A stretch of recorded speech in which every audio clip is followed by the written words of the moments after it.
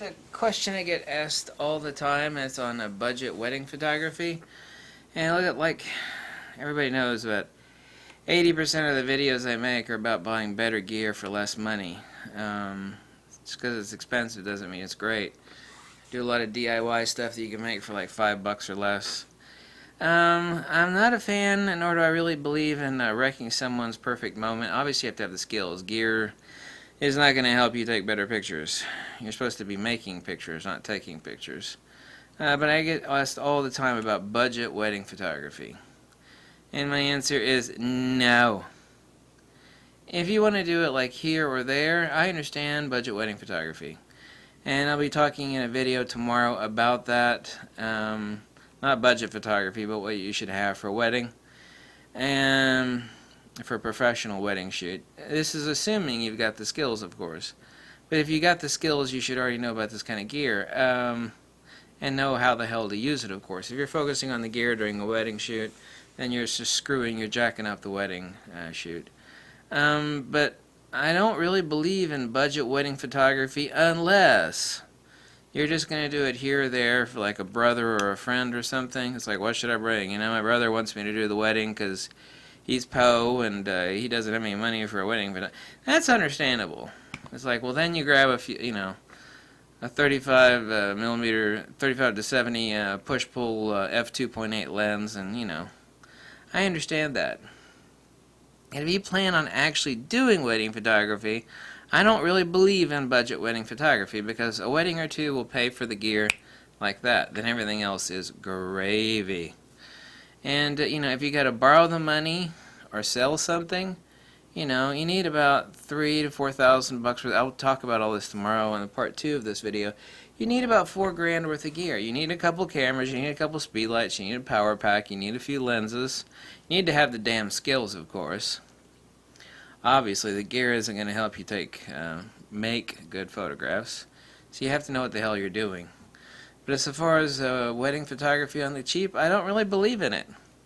You know, it's like, hey, I have no love anymore for wedding photography for many reasons. Nobody else does either. Now, there is a lot of money there.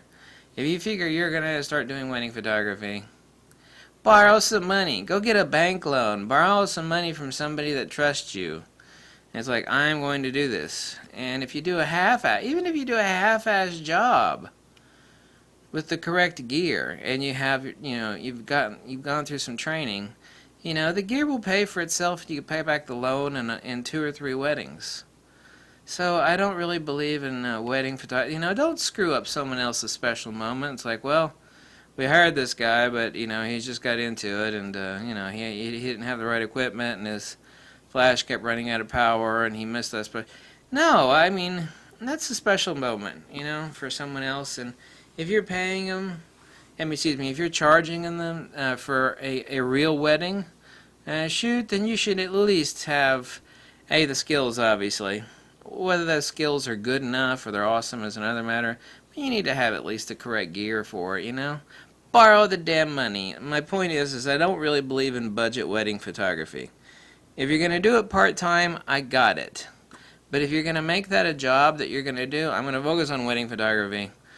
Even if it's half portrait photography, headshots, and half wedding photography, you know, take a loan out, go sell, you know, go sell dead grandma's silver collection, whatever it is, and get yourself $4,000 worth of gear, and do it right. And then, you know, get yourself a little bit of training, even if it's self-taught. And I don't really believe in budget wedding photography. You know, you shouldn't be charging someone for a wedding and then bring a bunch of half-ass gear and do a half-ass job. That doesn't reflect well on anybody. Borrow the money. If the gear pays for itself in 2 wedding shoots and you need only $4,000 worth of gear, my suggestion is you borrow the damn money and you do it. This is one time where I'm going to say that I don't really believe in budget, you know, in being a super budget hole or whatever they call someone that wants to do everything on the cheap.